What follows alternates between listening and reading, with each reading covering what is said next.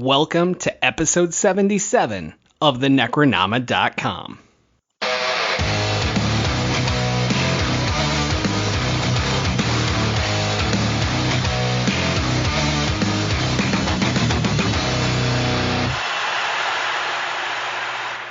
I am James Sabata, horror author, screenwriter, co-host of the podcast you're listening to right now, and this was the weirdest Burning Man movie I've ever seen.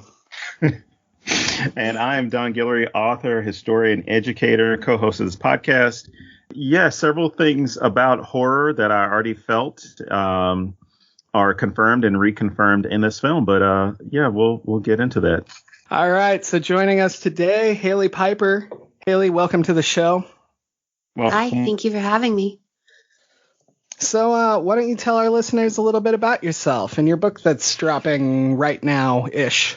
Well, I'm Hailey Piper. I'm a horror author. I've got a few books out, The Possession of Natalie Glasgow, Benny Rose, The Cannibal King, and most recently, The Worm and His Kings, a cosmic horror novella released by Off Limits Press. It's nice. About a woman, Monique Lane, who's trying to find her missing girlfriend in 1990 New York City. She believes she was taken, and her search will run her up against seems to be a monster skulking the underground, and cultists, and all kinds of strange characters. Wow. Excellent. I did not get a chance to read it yet. I was hoping to read it before I spoke to you, but it didn't work out. But I'm definitely looking forward to it. And all the reviews I've seen so far have been extremely positive. And just I have a couple friends that read it that are like, you have to read this. It's great. So definitely looking forward to it. Also, I just love Off Limits Press so far. Like, we got Crossroads from Laurel Hightower, which is fantastic. Just like it's the book that blew my mind so far this year. Like I knew it would be good, but holy shit, right? And then I'm really looking forward to yours. So like I'm on this train. I'm so excited to see what Off Limits is doing going forward. Yeah, it's a fantastic press to work with. Samantha Koyesnik is an excellent publisher. It's just been wonderful. That's great. So you chose The Wicker Man. So let's start there. Why did you choose The Wicker Man? Well, as far as trying to have it be anything to do with the book is just kind of the cult thing. But there was a little Twitter game. People were passing around like their comfort horror movies.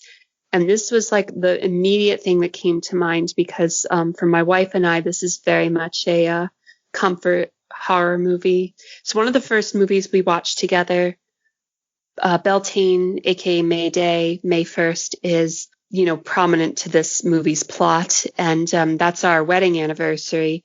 Cool. We watch The Wicker Man every year on our anniversary. It's a unique horror movie. It's a unique film, period. It's so many things. It's a horror movie. It's a mystery. It's a weird story. It's kind of a musical. I don't think there's really any other movie quite like it. We're pagans, so it's always been an interesting watch for us. It's just one of my favorites. That's awesome. You hit something that's really important, and that this doesn't really fit in one genre. And I feel like that's such a strength with this film. The mystery aspects are absolutely fantastically done. The entire chase where he's going through houses and looking for stuff and people are messing with him. All of that tension is so good and it's so mystery driven. But then you have the absolute horror.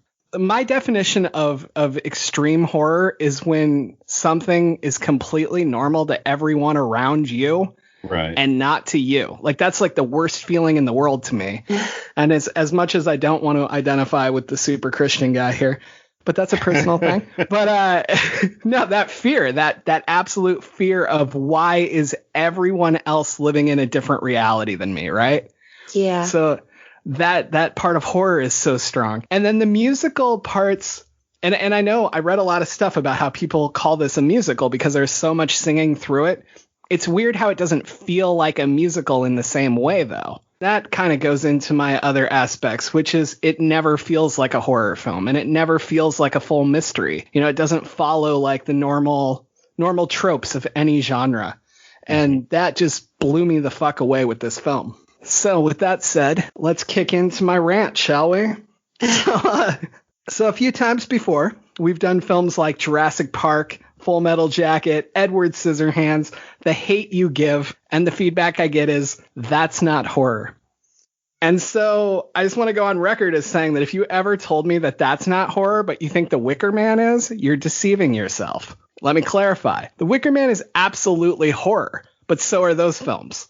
And if we're going to break it down, every one of those films has something more terrifying in it to me than The Wicker Man does. The Wicker Man takes place almost exclusively in daylight. There's no blood. There's no gore. There's no extreme violence, no monsters, no supernatural elements.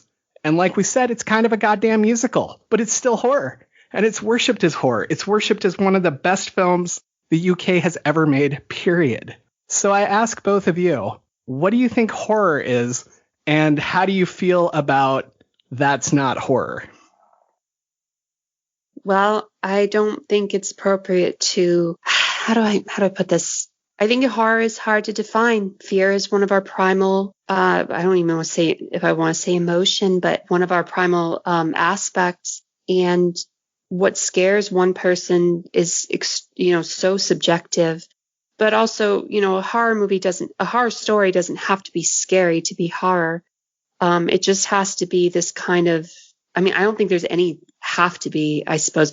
There's different elements. So I think it's horror if it's horror to you. And I know there are people who would probably abuse that just for the sake of debate. But if they genuinely feel that way about the story, then it is. I like that. Don? All right. Here's the thing for me. This movie, I would categorize it as a horror film as well. Obviously, because we're discussing it. From a I guess a comedic side, for me, the singing musical, I don't like musicals because I've been around theater kids and choir kids way too much. And I've been on those field trips where they would start singing at just if somebody took a breath and it's like, oh my gosh, that's an F key. And I'm like, oh shit, here it comes. So for me, that is one of those moments where if you have me around a bunch of people that are singing, unless it's like the bar scene or the pub scene that's in this film, I'm out. I don't want any part of it. The pub scene I get because that's a cultural thing. It's great. It's fun. There are jokes that are part of it. But if it's, someone's breaking out into a song every 5 seconds, like when we had to deal with the horrible period of Frozen 1 with Let It Go being everywhere. Wait, that ended? Because I have a 5-year-old that disagrees. That would be my own personal hell. But no, I like this because from the first start of the film, or I should say before the credits really start rolling, you have this scene that's in church. And I grew up in Catholic church, and then on my mother's side in Baptist church, and First Baptist, not Southern Baptist. There is a difference. And I hated that stuff. I hated the whole idea of the judgment and going to hell and trying to figure out what's good and what's bad. So for me, I felt a lot of this early on before the film even gets started, as far as that anxiety of there's somebody that's watching you or a community that's watching you and is going to dictate what's good and what's bad. And they're going to be the ones who are applying the rules when you don't get the opportunity to figure it out. So a lot of things in this film for me fit that idea or that concept of fear very well. Some people would, find some solace in it. But that's them. They would find something else that would be weird, like, the constable who sees people having sex out in the public or weeping in a graveyard and is like, this is weird. This is strange. I don't like it. Something's going on here. When his whole job was just to find a missing kid. It wasn't to judge these people based off of, things he didn't agree with. Ooh, that's huge right there. Just, it's so I immediately didn't like him, and I wanted him to die as quickly as possible because I just figured, like, you're not reading the room here. You're not reading the room. you go to this island and like, you need written permission to be here. Like, yeah, that would be the moment where you say, I'm just going to go back and report that I have nothing to report. But I'm sorry, to get back to your question, I think people need to stop being so rigid with the idea of what is horror, because so many people are so beholden to slashers and jump scares and or even come up with these weird ways to try and argue that whatever they like is horror or isn't horror in order to appeal to certain fan bases, groups, or just try and find some acceptance somewhere by saying like, oh, Get Out isn't actually a horror movie. It's like, no, it's a fucking horror movie. There's some funny elements in it, but it's a fucking horror movie. Well, and then you have the other aspect of major studios purposely saying things aren't horror. Well, that's, and I don't have any idea if that happened with The Wicker Man. But I mean, it happened a lot in Hollywood with like Silence of the Lambs, for instance, where don't call it horror, And right. And I feel like this gatekeeping leads to another problem. And that is when I have friends and family who say, oh, I don't like horror. They don't mean that. They mean I don't like horror as it's explained to me. I don't like Saw. I don't like Hostel. I don't like blood and gore. I just watched this movie called The Voices with Ryan Reynolds and Anna Kendrick. And that's horror as fuck, but it doesn't feel like it for the first half of it. And like my wife watched it just fine when she doesn't like horror, right? And my sister-in-law refused to watch horror for years, but she was a huge Doctor Who fan. And I was like, that's just horror without blood. And she's like, no, horror movies have blood. And so I think that this gatekeeping leads to that. It becomes, we've defined horror in a way that we've closed it off not only to each other, but to outsiders as well. Right. And that's why I want to see it die. Well, in history and the social sciences, we have this term or this phrase known as respectability politics, where it's trying to pitch yourself against somebody else or something else in your group to determine that you're somehow worthy. So when you have people going with the whole, oh, this actually isn't horror, it's because they want to shit on horror so badly by saying it's the movies with the cheesy acting and the scary people and the blood or the excessive gore. There's no substance to it. But here's a movie that you can watch. It's called The Shape of Water. That's not horror. And then you sit there and like, oh my gosh, this is so sophisticated. Or Hereditary. I mean, there are a couple of gory scenes in Hereditary, but Hereditary or The Witch or Midsommar, all these movies that become elevated horror. And this is nothing against elevated horror. It's just the idea that people are trying to use elevated horror in some circles to shit on what people already recognize as horror, to say like, this is so much better because it's smart. As I've argued before on this show and on panels at conventions and stuff, Birth of a Nation was the first horror film in the United States, U.S. film history. There are people who will say that no, it's just an adaptation of a book and it's an action film or it's an epic. And depending on who you are, that perspective is going to play out to where it's going to lean more towards horror. But I will stand on that hill, or I will die on that hill, saying that movie is a horror film because of what is portrayed in it. But yeah, I mean, there's a lot that we need to do, all of us. I mean, those of us who love horror, those of us who are open to it, and even those of us who are closed off to it, to recognize that horror is a very, very big tent. Absolutely. Yeah, absolutely. Hailey, do you have anything to add to that? Nope, I don't want to follow that up. I know that feeling. That's why I make terrible jokes instead, because I'm like, I can't follow that. So now I have to distract. So let's move into this film. Dawn, you said it began with a church scene before the opening credits. Yeah, as far as what I'm remembering, but I was watching. So we watched different versions. Okay. Okay, well, that'll be interesting. Oh, no, I just might be remembering the opening credits differently because I focus so much on that, and then I think I restarted the film because I lost my internet connection. So it may just be I'm remembering that I saw the credits second as opposed to first. Well, there are two different versions. There's an 80-something minute version, which is the one that we is the one that we watch at my place, and then there's I think one that's about 20 minutes longer. Okay, I watched. They're not very different movies, but there are some like extra scenes that kind of flesh out. Like, for example, the version we watch, it never shows Sergeant Howie's fiance, but she still pops up in the credits. At the end credits. Mm-hmm. So I watched your version, Hailey. Overall, it doesn't make much difference. There's just a couple more fleshing out scenes of certain parts. There is one big difference, and that's Willow's dance, I guess I'll call it. Okay. That happens early in the movie in the short version and late in the movie in the other version. Really? Okay. When she's trying to seduce him to come to her room. Yeah. Okay. It shouldn't make any difference for discussing it. I kind of like it earlier because I think for their whole plan, it kind of makes sense to make sure that he's not going to be tempted early on. So they still have time to maybe get maybe there's a backup virgin or something. Anyway, so, no, I actually want to build on that because that's my one thing I don't like about the film.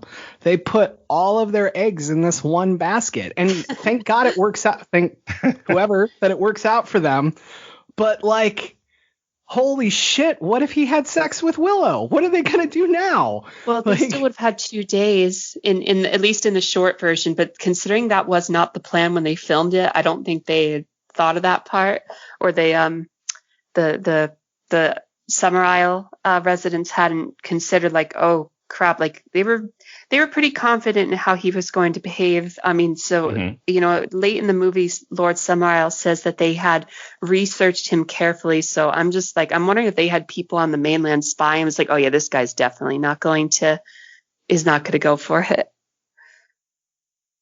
I feel like they made a mistake, but that makes sense. So I like that. It worked out for them. But I really do like as I was watching it, I was like, what are they doing? If he gives in, they don't have a virgin. And then immediately I was like, oh, they're testing him. That's really smart because he could easily tell everyone, oh, yes, I'm saving myself for marriage and be out banging everybody, so. Yeah. Right. Well, to make sure that he's legit, but I think also because it says at the end he has to come of his own free will. And of course, that's debatable considering how much they're manipulating him. We're going all over the place. Yeah, right. To try to rewind it back to the beginning, at least in my version, it starts with a title card that thanks the people of Summer Isle and Lord Summer Isle for allowing the filmmakers to record their practices and rituals. And I just think that's hilarious. I don't know if that worked on anybody back in the 70s, as far as taking this as something like, wait, was this real? Or something? I mean, I kind of doubt it, but it's not like it was a found footage movie. I don't know. I mean, it seems like it might, because there was Green Inferno or whatever it was called, Cannibal Holocaust, and even Fargo, they started off with the whole, hey, this is based off of a true story. And it wasn't, nothing about it was real. So, I mean, it could be a really cool marketing ploy to get people after they've seen the movie to start thinking like, holy shit, did this really happen? Oh my God, how did they do all this stuff? And, it would be a cool way to question, because you don't have the internet. You don't have all these different ways that you can find information about what took place there, unless, I mean, this is a secluded island that no one goes to except for the people that live there. We've kind of run out of those except for that island that's off the coast of India, I think. But if you're saying it's an isolated people, isolated culture, there's going to be very limited people who know that it exists. And, if you're an American watching this, you're shit at geography anyway, so it's not like you're going to know that this place exists and what happened there. Yeah.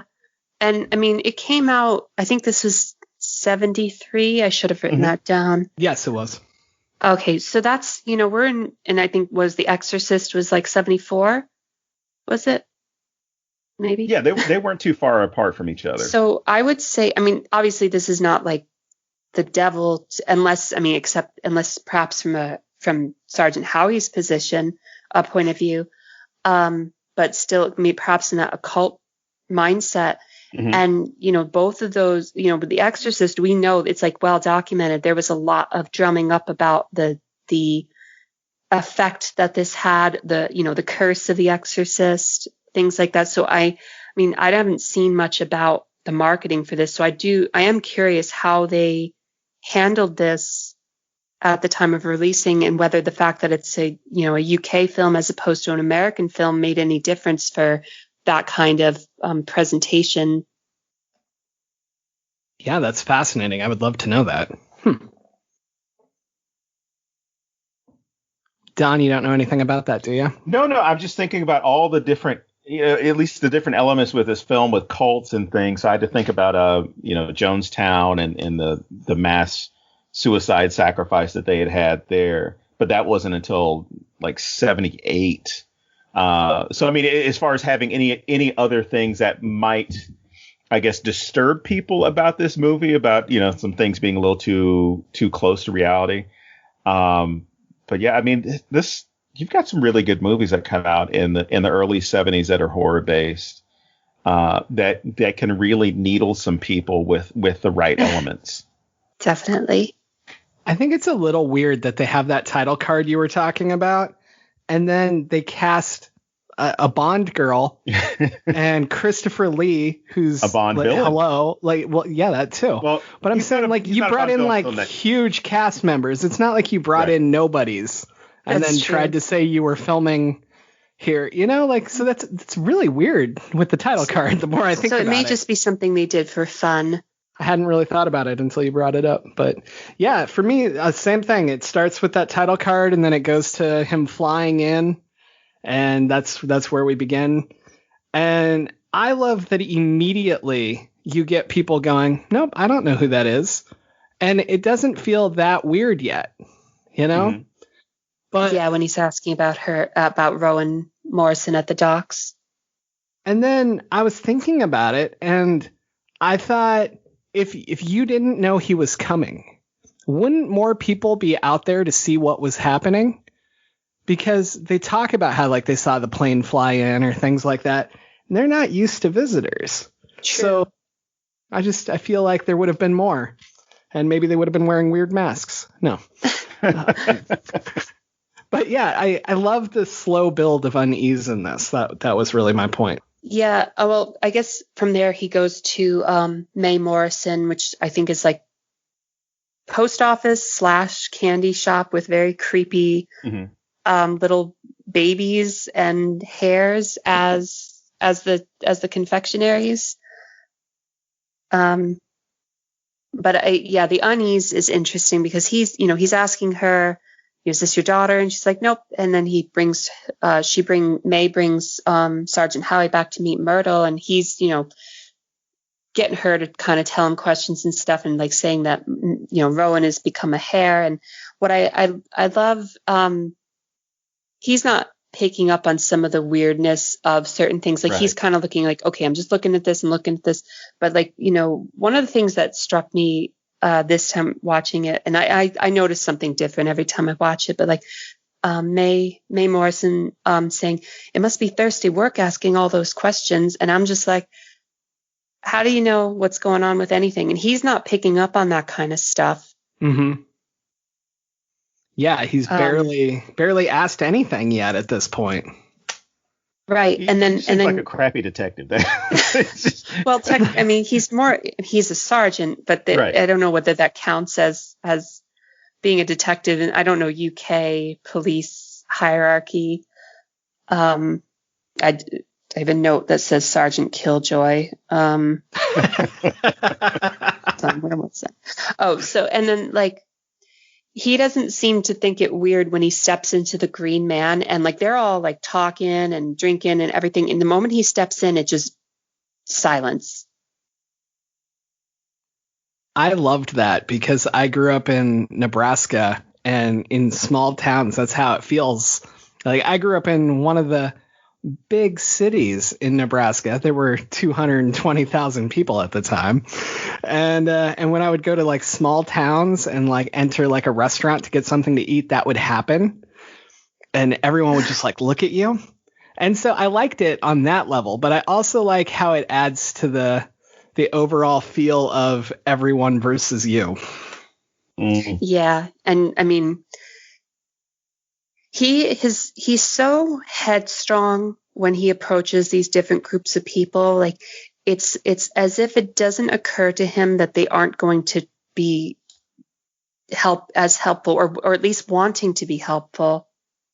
Like that doesn't sink in until, honestly, probably not until he's going to the office to get the death, try to get a death certificate later.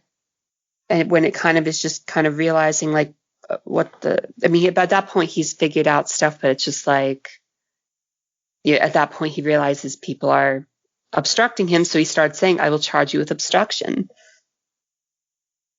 It's weird though, because he gets nicer once he knows that they're being not getting along with him, and but he comes in and he's aggressive and he's a dick and he's just give me this and give me that. And why does he think that would work? Like, how long has this man been a police officer? And also, why isn't he a cop in America? Well, he's not carrying a gun, obviously. Anyway, okay. The whole moment where he walks in and as you pointed out, he's very headstrong, or at least very self-assured about a lot of things. And he's so used to, that uniform giving him the authority that, you're going to answer my questions. I'm a police officer. And stupid me, I'm sitting here thinking about due process. I'm like, you ain't got to tell him shit.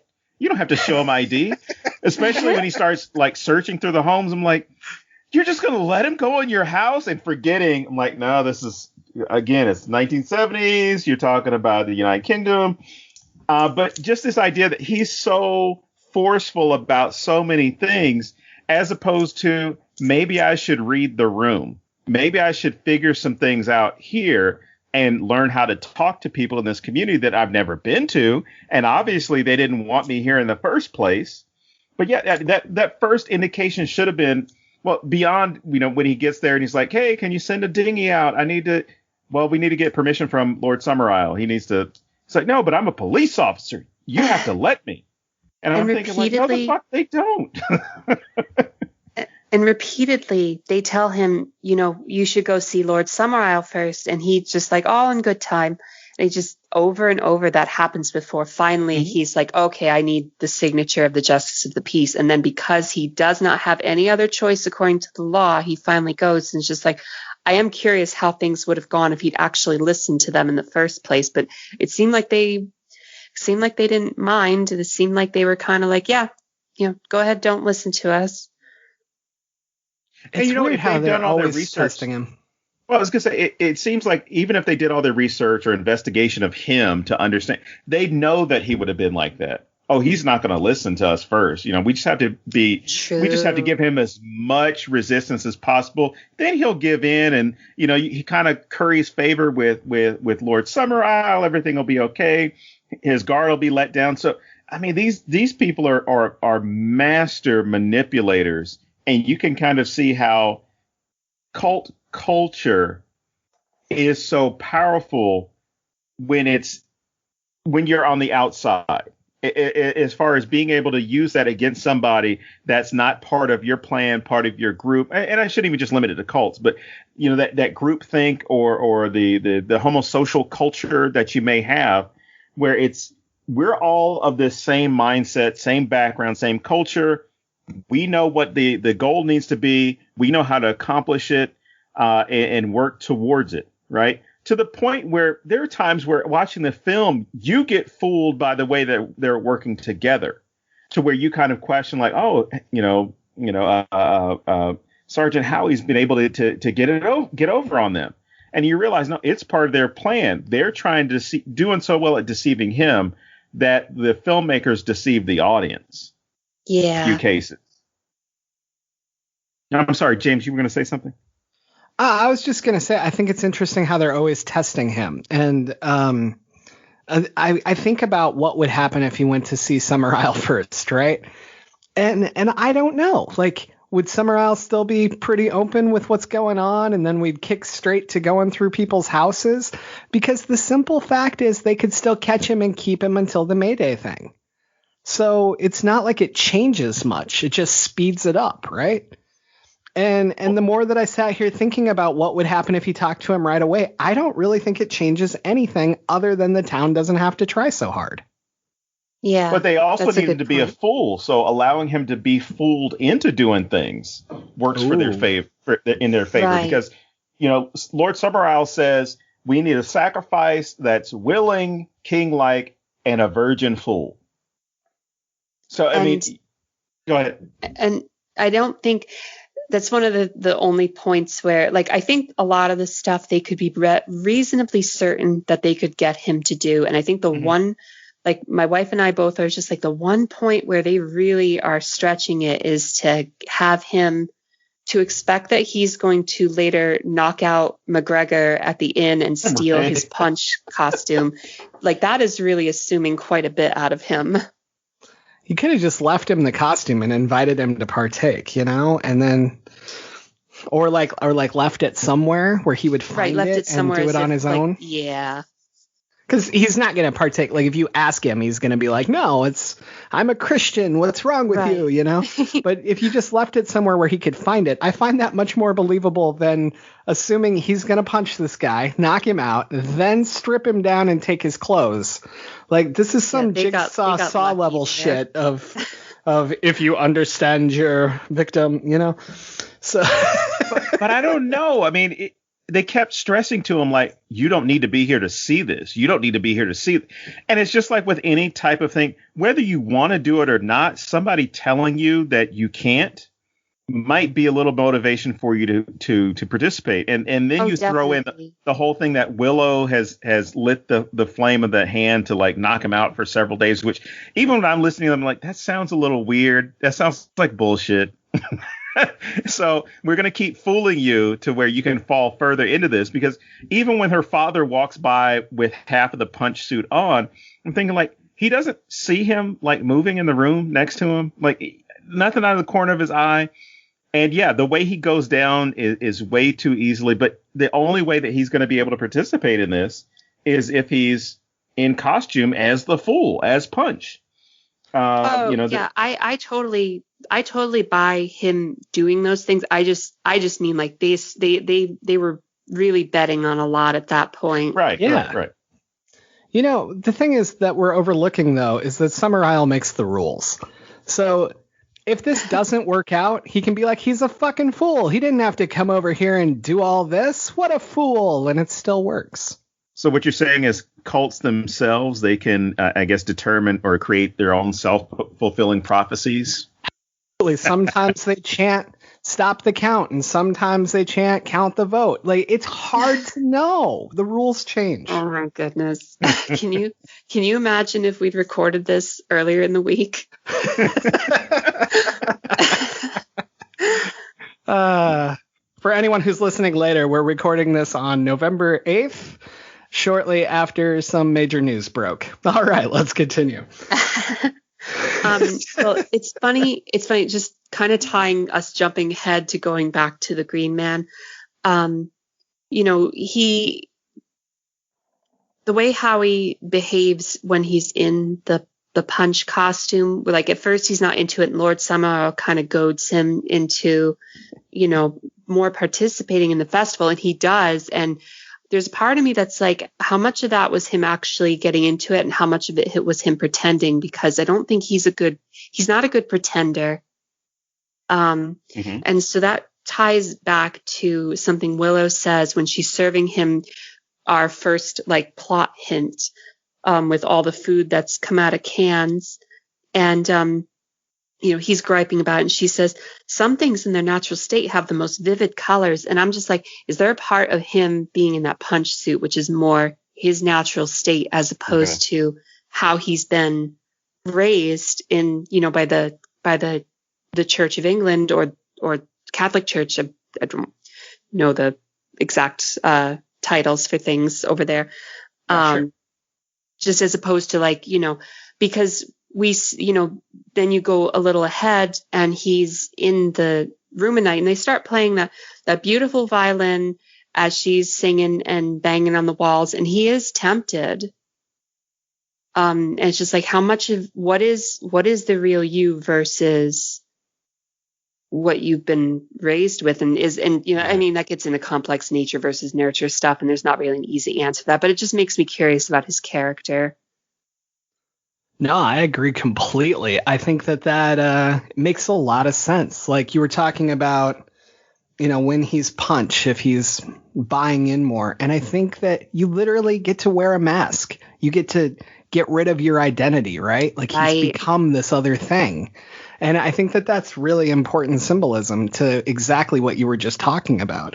And then you have Willow's dance, which acts the same way, but the opposite way. Like you get to get rid of your mask you wear every day, and you're laying in bed and you're alone, and she's hot. Like any straight man is definitely tempted here, right? And I don't know. I think that it's interesting that you brought both of those up because it's such a juxtaposition, but it's the same thing. It's one is putting on a mask to hide yourself, and the other is not needing to put up this facade for everybody. Right. And you get to question who you really are when you're alone. Yeah, definitely.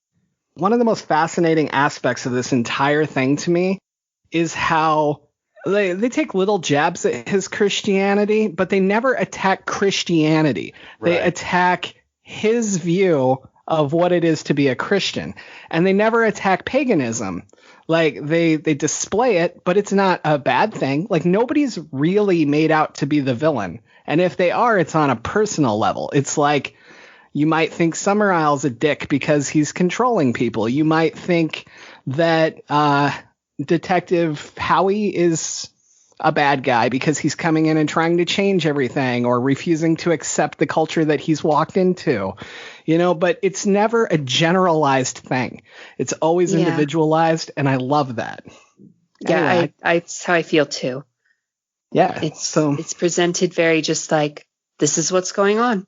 And I think horror is at its best when it's doing that, because there's really, I prefer when there's no intent at a moral, I suppose is the best way. And I don't want to act like this is the case with every slasher movie, but there is like this assumption that a slasher movie, it's like, well, they had sex, so they got to die. They did drugs, they got to die.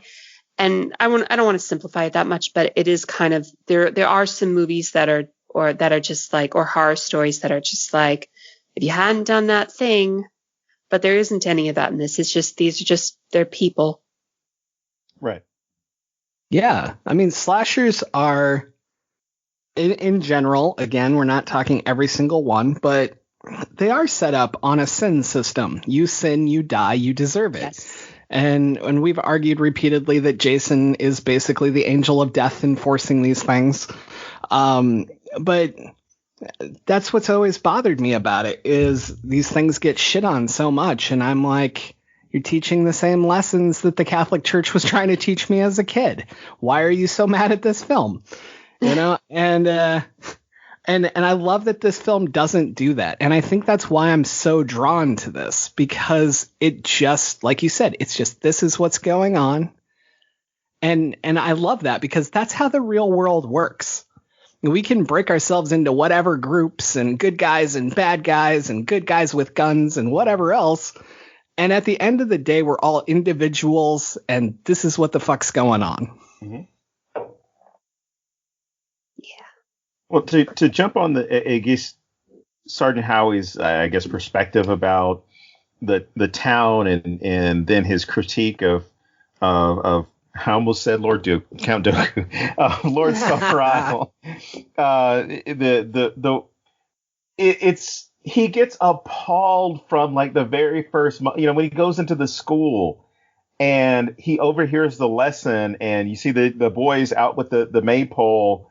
and the girls inside singing along, and then the teacher makes a comment of like, hey, what does the maypole represent?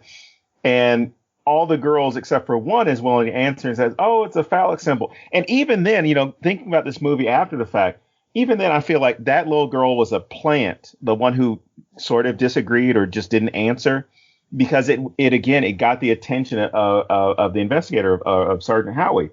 Because all these girls say, it's a phallic symbol. It represents a penis. And the teacher says, it represents a penis. It does this. And he gets so appalled. He's like, why are you teaching children this? This is horrible. This isn't true. And I can't remember. But he has all these moments with people.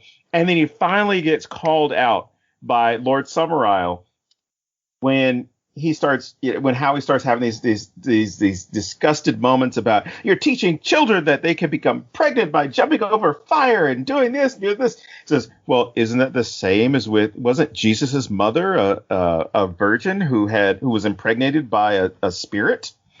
And it immediately gets him to shut up, because then you realize, yeah, you guys believe in some weird stuff too. I'm not going to call you weird for believing it, but there's more that we have alike than we don't. Like, what's different than what we're doing? What is what we're doing different than what you claim according to one of the pillars of your faith? You have angels that speak to people. You have all these things. You have this idea of fertility that's pushed within the Catholic Church. We're pushing the same thing with the bunnies and the salmon of knowledge and the fruit and the trees and all this other stuff. It's like, it's the same thing. We're just doing it a different way. And what I wrote down in that moment was colonialism or settlers and colonization and things like that. Because if you go back through a lot of these religions that were destroyed, or at least destroyed culturally, you see there's the same type of thing as far as the same types of belief, the same types of reverence for the earth, for ancestors, for supernatural creatures or beings. But it's this whole thing of like, your God's not the right one. And I think he makes that comment at one point. He's like, oh yeah, you're studying the wrong, or you're pushing the wrong faith. He says, and what about the true God? The true God, yes. And I love the response that Lord Summerisle gives. He's like, he had his chance. I started laughing so hard at that moment. I love how Edward Woodward, like, he stands up and, I'm sorry, Sergeant Howie, I went to the actor's name. The camera, he stands up at simultaneously as the camera does a hard, like, fast zoom on his face, and he's just like, what? And he's just so appalled by this, by Lord Summerisle's response. He's just like, he cannot sit. Right. That's just a great scene. Oh, Christopher Lee has so many amazing lines in that. Like, we don't commit murder. We're a deeply religious people. I literally made a Facebook status of they're jumping over fire naked. Well, of course, if they wore clothes. I love that he's just like Christopher Lee looks like, you're fucking stupid. You can't wear clothes when you jump over fire. Are you trying to kill them? Like, he just has such a great facial expression at that part. I love it so much. But that entire scene is just amazing, because I don't even feel like Summerisle is necessarily manipulating here. I think he's having an actual religious discussion. Right. And yeah. I thought that was really refreshing, because you would expect that the cult leader, so to speak, is going to try to tell you why he's right, and he's going to try to do all this shit. And instead, he goes full swag. And when you go full swag, you don't need to tell people why you're right. You don't need to tell them why you're great. You just ask them questions about them. And that's what he does. And I thought that was fantastic. And it really, really makes Howie question some things, whether he wants to or not. Yeah, like, you can read a lot in his face as the movie continues from there, because that entire conversation just leaves him shaken. Totally. It's broken part of the facade. Not even necessarily facade, but it's broken his image of what he thought he knew. Well, because he was just like, I forget exactly what he's saying. It's like, which, I think that Rowan is being used for pagan sacrifice, which I can scarcely believe is occurring in the 20th century. And there's lots of little things like when he goes to the church before that scene, like, and Miss Rose, the teacher, is like, the building attached to the ground in which the body lies is no longer used for Christian worship. So whether it is still a churchyard is debatable. And he goes and sees it just fallen to ruin over the past, I think it's like 100 years. Right. And like the stuff, the trees, and it's a beautiful, I don't know if it's a set. It's beautifully done in the movie, with the trees and the umbilical cords and some of the engravings on the like the one where it's like protected by the ejaculation of serpents. It's so alien to him, but there also is an element of similarity. Like it's not like it's still a burial ground, but it's just it's done in just what to him is a twisted way. Yeah, and I'm glad you brought up the trees because I almost forgot about them. There are two things. There's one thing I need to mention before I forget, but for anybody who's watching this film, listening to this, obviously you're listening to it because I'm talking to you. I'm not listening. An article that I would definitely recommend, and I've used it with my students, and I had it used when I was an undergrad forever ago, which is the body ritual of the Nasarima. And it's a hoax study, but it's to get you in that mindset of seeing a culture different than yours and then analyzing everything they do as weird and strange. But the great thing is at the end, you start to realize, oh shit, this is me. And it's that outsider perspective of what's weird to you is normal to somebody else. And for you to sit there and complain about it and criticize it and call it primitive and all these other things is ridiculous. Because if we do it from a primary school level, when we talk about other religions, so we'll say, Egyptian mythology or Greek mythology or Roman mythology. It wasn't mythology to them. It was religion. It was practices. Right. It was culture. And we continuously do that when we repeat that stuff. But the trees, I thought were so cool because I'm looking at it like that makes perfect sense. Why wouldn't you plant a tree where a dead body is? You're returning that body to the earth. You're wasting, which, this is my opinion. Funerals are one of the biggest scams, or the funeral industry itself is one of the biggest scams out there because of the amount of money that they cost and the service that they kind of provide. And I mean the ones that are elaborate, not funerals themselves, but the ones where it's like we have to have, 3 limousines and a helicopter and a videographer and how people kind of turn that into something else. And sometimes take advantage of poor people because they want to have a good send off for somebody.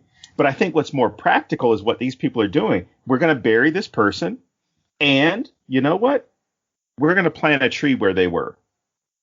And of course, Sergeant Howie looks at this as this is weird. This is strange. Whereas if there are people that's very connected to the land, as they are, it makes sense to to plant a tree on top of it. And my wife has pointed this out to me. And when she tells other people, they look at her like there's something wrong with her. She's made her wishes like when she passes, like she wants to be turned into a tree. Like she wants to have one of those burial pods with, a tree sapling and all this other stuff. Oh, and I love those. Yeah. Every time she tells somebody, like, that's so weird. You don't want a funeral? And she looks at him like, that's a waste of money. Why would I want to buy a box to put my, my remains in? Like I can give back to the earth. I can give back some other way. And, she's given me very explicit instructions that if and when that happens, like that's what's going to happen. I've told my family just, spread my remains at Disneyland, but don't cremate me.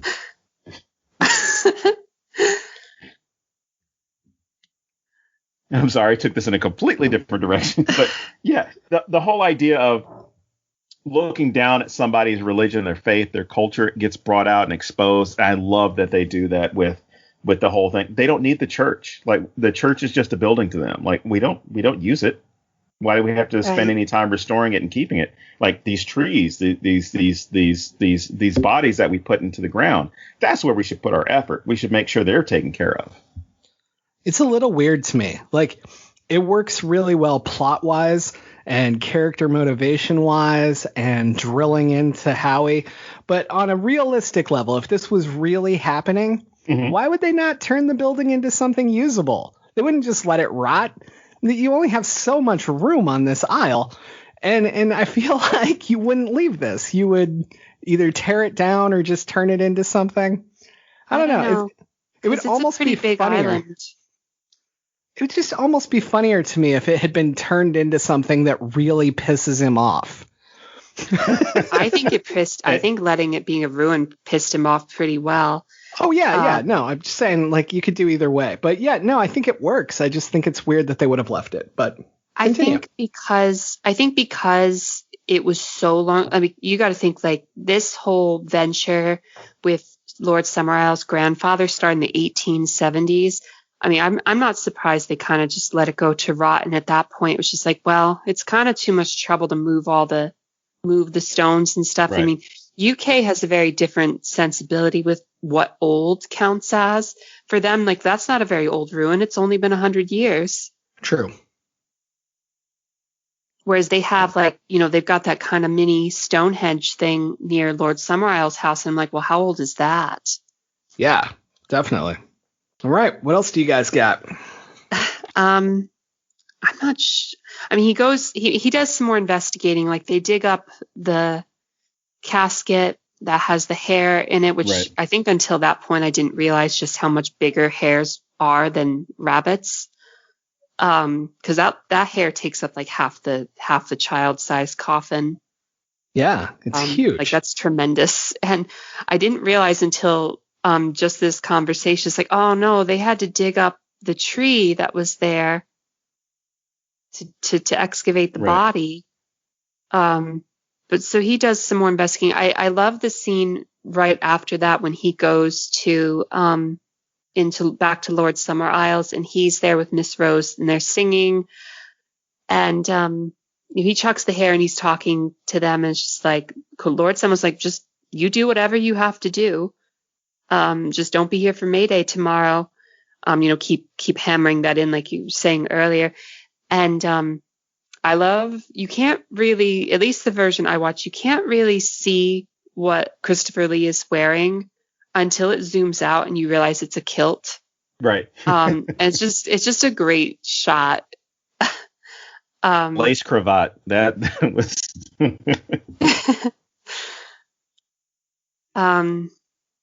I mean, the movie starts to move pretty quickly from there. I feel like, he's breaks into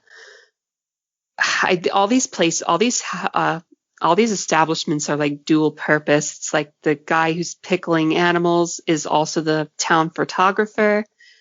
How he breaks in there and he finds out that Rowan was the May Queen. They never say that, but I think that was what that meant. Yeah, that's how I took it. Harvest. Yeah, and so then he goes to the library, he's figuring this out and that out, and it's just kind of like it gives him all the exposition he needs as far as what Mayday entails, like the hobby horse and Punch, and he puts it together of his own accord. I'm gonna guess they left that book out or something, or he asked the librarian for it and she just had it at the ready so that he wasn't going to have to go searching for that, because like it was important that he learned that information.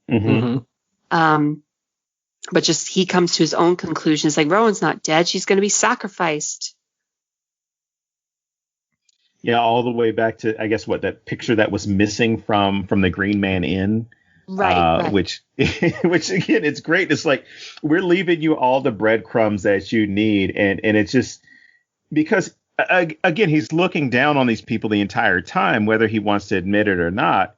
He looks down on them because, one, they're all agricultural folks. It's an island community. It's set off. They believe in these weird things, according to him. So any of the clues that are left out, he doesn't think twice about it. It's like, oh, I found a clue. No, they left a clue. They left something that was going to guide you. And I remember earlier you made the comment about, manipulating him. I still see that he's willing because he still keeps going down that trail. So, as he's picking up those breadcrumbs, he's still making the decision to continue on. Whereas he could sit there and say, like, well, something's not adding up. I'm just going to go ahead and leave. You know what? I'll just stay at the hotel. You guys do your thing, or I'll stay at the inn. You guys do your thing. I'm not going to bother you with Mayday. And I'll just leave. Bye. I'll just take the boat that you guys told me I need to row back. Which, again, if you told me that was the only way, I'm like, you know what? Fuck it. Give me an oar. I'm leaving. Yeah, like, because he was, in his mind, he was going to have to leave eventually. And it makes it so clear that, like, if they had gotten someone who was less religious, like, let's say that still would have worked for their ritual. Mm-hmm. The plan wouldn't have worked because he needed to be so blinded with prejudice towards their beliefs that because it's possible somebody who is being a little more clear-minded would have been like, hey, wait a second. I mean, at that point, his whole they are pagans and Rowan is missing merged into a single objective. It's like they are pagans and they are going to kill her and I have to stop them. He gets blinded from any other possibility. And at that point, his professional feeling or his professional observation aligns with his personal point of view. Mm-hmm. And at that point, there isn't going to be any more critical thinking on his part aside from just basic problem solving. I think that's why this resonates so highly with me right here, because I consistently, and this is my viewpoints, not necessarily the viewpoints of the Necronoma.com. I have this thing where I'm not exactly anti-cop, but I'm definitely anti what's been happening in America. And I feel like this is exactly what happens. This personal bias takes over from professional responsibility. And I see the same thing with Christians all the time. Like, oh no, this Muslim person doesn't agree with my point of view, so they're obviously fucking evil. And it's weird to me how we can make that jump. A police officer can look at a black man just walking down the street and think he's a threat, whereas a white man can be armed and threatening people and they give him a fucking Happy Meal. This personal thing takes over where you're supposed to be. And that's what happens with him on both counts. He's got the Christian part, which says your beliefs are terrible and so you're obviously bad. And then he's let go of everything he espoused at the beginning. His entire identity at the beginning is, I'm a police officer. Right. He says it many times. And then that's replaced with, I'm a Christian, because his personal views have replaced his professional responsibility. And so I think that this scene that you're talking about is so pivotal because it really shows that personal has completely overtaken everything else. Absolutely. Well, then you also have to think about it, and I'm glad you brought that up. You have to think about how much of his personality is driven by those titles, and why he's adhering to him so much, or the fact that he's adhering to him so much to the point where you kind of question, like, is there any person that's part of his, or is there any personality aside from the positions that he holds in life? Because his religion is dictating all these things. Because even when they ask him, like, oh, have you? He's like, oh, I don't believe in that. I don't believe in premarital sex. And yeah, he mentions being engaged, but that doesn't seem like the big issue to him. The big issue to him is like he doesn't believe in it before marriage. Right. It's not cheating. It's God, the true which God. Is technically like one of the big. That's one of the 10 commandments, is if I'm recalling correctly. Mm-hmm. So like that should probably also be, a big thing of importance to him. Yeah, I believe there's don't cheat, and there's also don't covet the innkeeper's daughter. So it's all right. Those aren't the exact words, but yeah, it's kind of interesting. On that point, those are the 6th and 9th commandments. I just wanted to throw that in there. Nice. Well, to go back to Willow, the innkeeper's daughter, the song, because a lot of times especially when it comes to drinking songs, the lyrics are hilarious. Oh yeah, and especially and with she's in bobbing this her case, head to it. yeah, I mean they're basically, without calling her this, they're basically calling her a whore. They're like, oh yeah, and the dad is sitting there like bobbing around. I'm like, do you not realize how they're talking about your dog? And the fact that they're all kind of dancing around with it, they're saying all these disparaging things about her, and to let you know, hey, she's easy. She's easy. She'll be fun, but you don't want to take her home to mom. You'll be able to do all this with her, do this with her. Just go up there. To the point that they even drive it a little bit further when Lord Summerisle's first appearance. He's outside with a young boy and telling him, or at least having this conversation to where Sergeant Howie can overhear because his window's open and her bedroom is right next to his with the window open. And they're talking about sacrificing this boy to Aphrodite as opposed to 4. And they even had that little back and forth about 4 and 2. But Howie hears this and he's like, oh, well, I guess it's true. Like, she has young boys and maybe she's deflowering these young boys. And you hear them, having sex, or at least assuming that they're having sex next door to kind of goad him a little bit more into the possibility that, if I get bored, maybe I could go to her room and we could have some fun. To where you eventually, at least in the longer version, you have her in that room, or at least on the door, like writhing around naked, singing to him, trying to get him to come out of the room and go have sex with her. Which, again, it's masterful how the filmmakers play the audience and then play Sergeant Howie's character as well, to where you're not sure, who's being played more until the end. Then you realize, like, oh shit, this was really good. They got both of us. Got more of us than they got of him, but yeah, I guess my read on this, on the song The Landlord's Daughter, I didn't really feel it was that disparaging of her.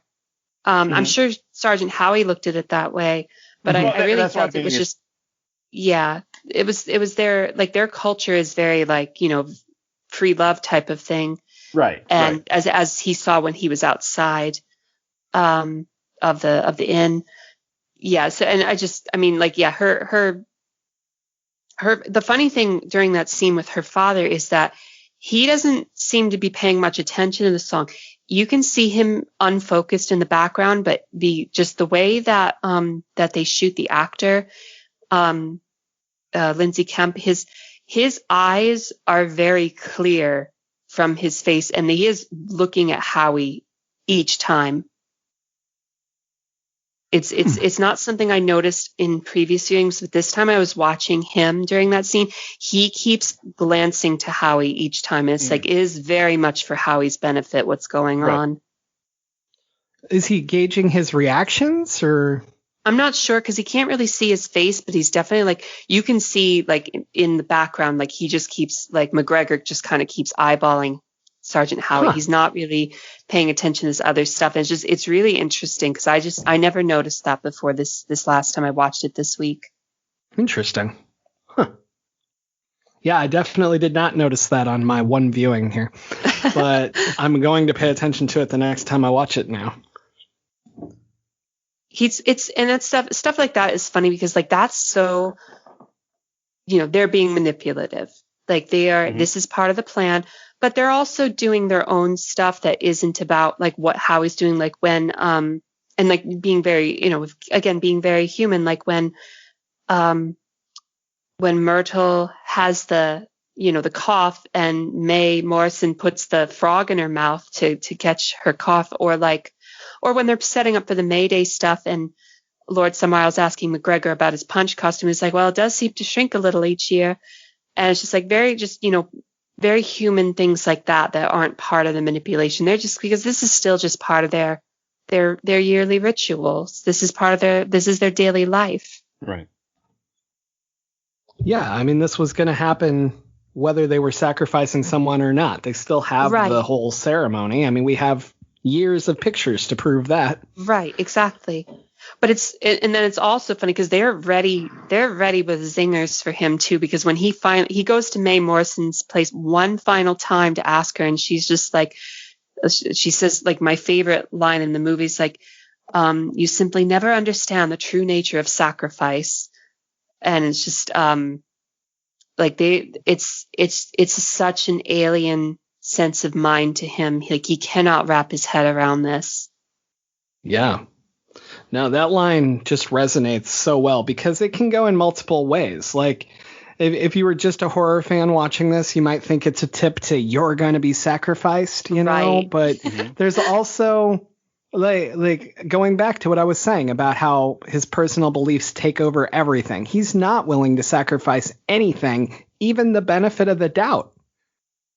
Yeah. You know, like, so yeah, I mean, it's a really hard hitting line that I think, like, if you really look at it, it's not that these people are evil. Like, they probably don't even want to kill him, but they believe they have to. And that's a sacrifice. Like, what are you willing to do to survive? You know? Well, it's the whole, the needs of the many outweigh those of the individual.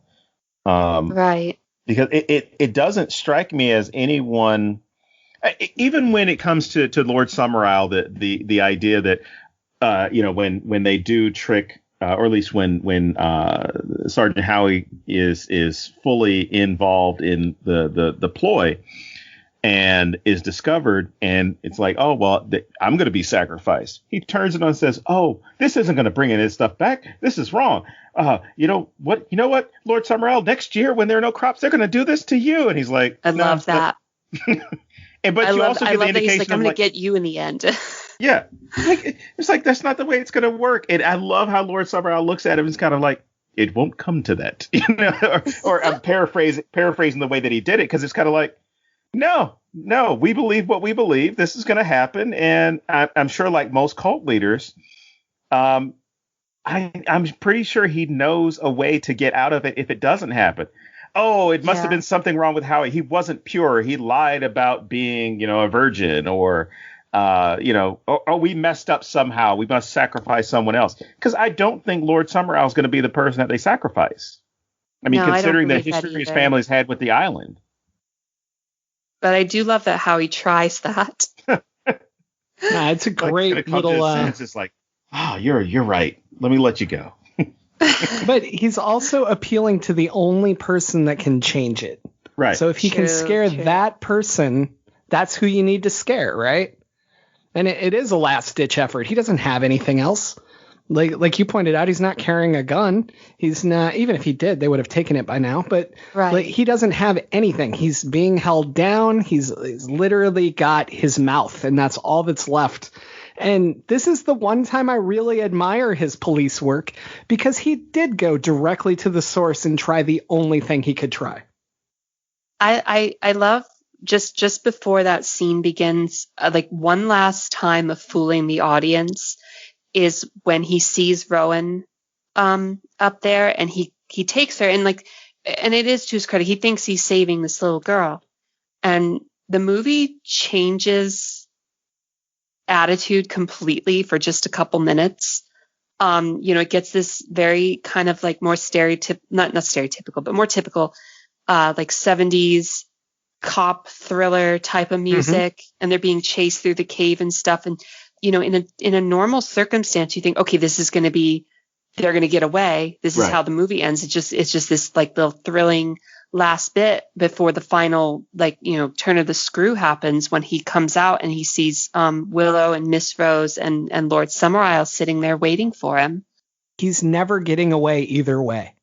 Right. Oh, no, but the audience doesn't know that. Yeah. But I'm saying, like, his plane is fucked. He doesn't have another way off this island. So even if he had accomplished this, where are you going? So I to that boat to start rowing.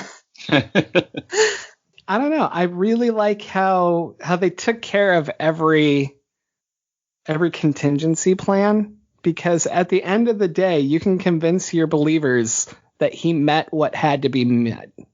He Right. still arrived there. He was still the king. He was still this. He was still that.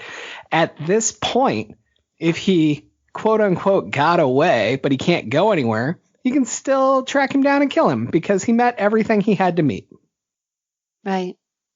And there's even the level of consideration of that, like, well, we're giving you something too, because when he's like, I'm not going to be in your fields. Like, I will, I'm going, I'm a Christian. I don't believe in any of this. And Lord Summerall's like, then we'll confer on you a rare gift, a martyr's death. I love and that. Just like, you'll be with the saints and all this stuff. And I'm just like, so it's like, see, it's a win-win. Now, I think that is either a very beautiful way to let somebody else's beliefs help them in the final minutes, or absolutely amazing gaslighting. Either way. But obviously it doesn't work. He's not like, he doesn't go, you're right, sign me up. Let me walk into the Wicker Man now. Of course. But it's a beautiful moment anyway. And it does play into the prayers that he starts, giving while he's inside the Wicker Man while it's burning, because you see him pleading with God and saying, like, to paraphrase, like, I'm a good person. I did this. I'm pure. I blah, blah, blah, blah.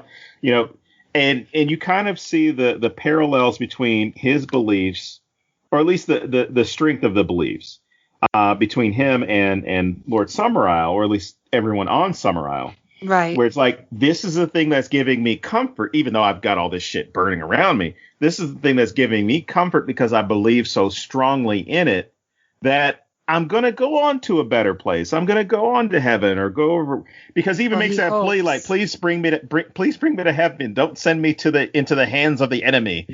And I'm thinking, like, he's hoping he did a good enough job to where he's not going to go to hell. Whereas the people in Summerisle are hoping they did a good enough job to where their crops will come back, or the blossoms will fruit. Right. I mean, his concern also is because there's no priest there to give him last rites. Because it's like, though I go unshriven. And it's funny because, like, when I first saw this movie, I was, I don't know, 20, I think. And, it was George Bush was still president. And very, like, there was a lot of, like, kind of anti-Christian among peer group, and among myself included. And so when it gets to the end of the movie, back then I was very, like, my wife and I were both like, all right, like, good movie. And obviously we still love the movie, but, like, over time, I felt more and more sorry for him by the end. And it's just like, you didn't get to enjoy that much of stuff. You just kind of were stuck to these rigid rules. And then, but the not this past time, but, like, when we watched it on our anniversary on May Day, like, we both kind of teared up a little bit at the end when he's praying. And it's just, I don't know if it's just because we're getting older or something, or what's going on, but I really just, I felt for him. I felt sorry for him, both because of what was happening, and, like, obviously, without having to be, I think a pretty simple thing is murder is bad. Right. Yep. So it's not like we were ever, like, the people of Summerisle, my outlook of the movie had been, like, people of Summerisle were right up until they actually kill him. But it also is just like, well, he isn't wrong to feel the way he does. He just feels that way. And he's wrong for how he acts on it towards other people. Right. But it's just, there is a tragic element, I think, to, because there's so much sincerity. Like, Edward Woodward does an incredible job with those final moments, when he's just curled up in the corner of his section of the Wicker Man. And it's just, and he's giving those prayers, or even when he starts kind of singing a prayer first and then saying the prayers, while they're all, like, singing, Summer's coming and, doing the hokey pokey and stuff. And just, like, it's just, like, that's the thing. Okay. So at a point we just kind of were giddy for that scene. But then, like, as I've gotten older, it's just like, this is tragic. And I don't know if I had a point where I'm going with that. Just, like, my viewing has changed, from seeing this so many times to just like I had to get to the point of where it was like, these are just people, like it's all these people who have this, it goes to a severe point where it's just like they are murdering him. And the outlook of the movie is just, the beautiful final shot of the Wicker Man's head collapsing and the sun behind it. And like, part of their prayer was that they hope the goddess, the god of the sun and the goddess of the orchards, and just that the sun is the last thing you see, then, it's just like, what does that say? Well, and I like it because you can take the Christian point of view as well, that this thing has crumbled and, nature is left and you're literally looking at the heavens, that whole thing. So I like that it works for both. And I don't know if that was intentional, but I think it's a really cool way to do it, because you are left with, what does this mean? And I think if I was going to sum this movie up, that's the lesson right there. What does this mean? And then on a bigger level, what does it mean to you? Like, how does it make you question your beliefs, and how does it interact with what you already believe, and how you interact with others' beliefs and all of that? But I think it really comes down to what you just said, which is, what does this mean? And I don't mean that like it's confusing. I mean it like it's such a cool door into introspection. Yeah, I definitely like that, because it's what I was saying earlier about not liking morals, because a lot of time a moral is like a statement, it's like, or a warning. In this case, it's an invitation to conversation. And I just prefer that as far as like what a piece of art is. And I am curious, what was the intent with parts of this movie? Like what was what was going on in the filmmakers' heads as far as like why they make this choice, as far as that choice? Did they feel the people of Summer Isle were evil? Like, what was, I don't think so, because I don't think they would have done the movie the way they did if they did. Like if you want to see that kind of thing, there's the horrible remake. Yeah, I have not seen the remake, and I don't plan on it. I told myself I wasn't going to bring it up, and then I was trying to avoid it because it's like, I'm sorry. Don't be sorry. Yeah, I saw the most recent remake. It was called The News, but no, I haven't seen it, and I think that it's one of the reasons that I avoided watching this. I think everything that I saw with the remake made me go, I don't want to see that. And it's almost completely two different movies, aside from there being a Wicker Man at the end. And it's also not worth watching unless you're putting on riff tracks or something. Then I'm already ahead of the game. My notes are completely spent. Do either of you have anything left? Only thing I had to say was, and this is something I thought of early on while I was watching the film, was don't shit on someone else's religion or lack of religion because you think yours is superior. We all have different paths that we choose, and let people, as long as, what they're doing is not violent towards others or even to themselves, let people figure out their paths for themselves. Don't tell them they're wrong because they believe in a different God than you do, or a different path or faith or anything like that. Because it'll probably keep you out of trouble. But Don, my imaginary friend is better than your imaginary friend. Well, I don't have any imaginary friends, so mine wins. Now Don's gonna go watch Drop Dead Fred. Oh God, no. Haley, do you have anything that you haven't gotten to hit yet? No, I think I've reached the end of my notes as well.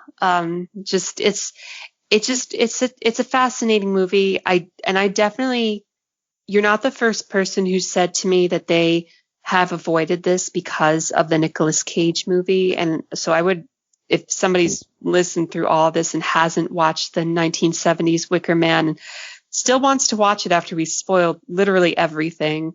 That's what we do. Yeah, you should still go watch it because it's a unique movie. I don't think there's any other movie like it. As I don't know how much I can speak for the fictional culture of the movie, but as a pagan, I endorse it. And it's definitely one of those things that's I feel like it's aged well. I mean, do you guys feel that way? I didn't have any issues with it. Oh yeah, no, it was great. I would say I've never said this about a film before, and I don't even know if there's a correct way to put this. I think that it aged better than if I had seen it earlier in life. Okay. And that makes sense. But what I want to add to that is I think that that's my personal belief taking things over, because I've changed so much over the years and I've become the person I am today. I think that I got a lot more out of this film than if I had seen it sooner. That makes sense. Don, do you want to play What Movies Would You Watch? Oh, with this one, I'm going to go to one that you always make fun of, which is the Children of the Corn. I only make fun of how I lived in Nebraska. That's not making no, that's what I mean. As far as like why would I want to watch that movie? I used to live near those people. Children of the Corn was the one that definitely popped up into my head. With the whole idea of a cult leader sacrificing and all that stuff. What about either of you? I'll probably say the obvious one that most people have already watched, which is Midsummer. Yeah. Is definitely a easy comparison. I can't imagine that Ari Aster had not seen The Wicker Man before making that movie. Oh, absolutely. Yeah, they're always tied in together. I don't really have anything that I think fits, because I do think this is such a different movie. And I do feel like Midsummer is the only thing that really feels sort of the same to me, but I would argue Wicker Man was light years better. I would too. I still liked Midsummer, but this is one of my favorite movies. That's exactly what I mean. Like I can't compare when that happens. And so outside of that, I mean, I really don't have anything else. I would just say avoid the remake, apparently. Yes, absolutely. But no, I want to thank you so much, because I would have kept avoiding this. And it was so weird. Glad you watched it. I don't know if I said this before we went on the air or after, so I'm going to say it again. But this movie just really hit me. Like, it was so fucking good. Like, I just dove into this, and I rarely want to rewatch a movie within even like the next year. And it's been a few days and I already want to rewatch it. And so that's like the biggest compliment I can give this. And overall, I just felt like I knew this entire story so fucking well. I knew every scene. And yet I feel like I've never seen this. None of it looked familiar. So it was the weirdest shit. So I don't know if I've just read about it and heard about it that much or what, but I'm so glad that I actually watched it. So thank you. So Hailey, do you want to tell people where they can find you on social media and where they can get your new book? Sure. My new book, The Worm and His Kings, can be ordered in paperback from the publisher Off Limits Press, or it can be bought on Amazon in ebook or paperback. And I think it should be on Bookshop and other places soon. My website is www.haileypiper.com. On Twitter, I'm at Hailey Piper Says. And on Instagram, if you want a more chaotic version of me, there's at Hailey Piper Fights. Very good. Awesome. Don, do you have anything that you need to push right now? Got anything coming out? No, nothing anytime soon, my friend, unfortunately. Go buy his old books then. Yeah, you can do that. I have a little creature feature coming out soon. It comes out November 25th. It's The Cassowary, and it's about a killer cassowary just going around slaughtering people in Phoenix, living my dream. And my nightmares. You got to read the book to get that one. Don dies a very horrible death in the book, so there you go. Oh dear. All right. Well, we will wrap this up. So, Hailey, thank you once again for joining us today. Thank you. Thank you so much for having me. Until next time, I am James Sabata. And I'm Don Guillory. And we will see you next week here at thenecronama.com.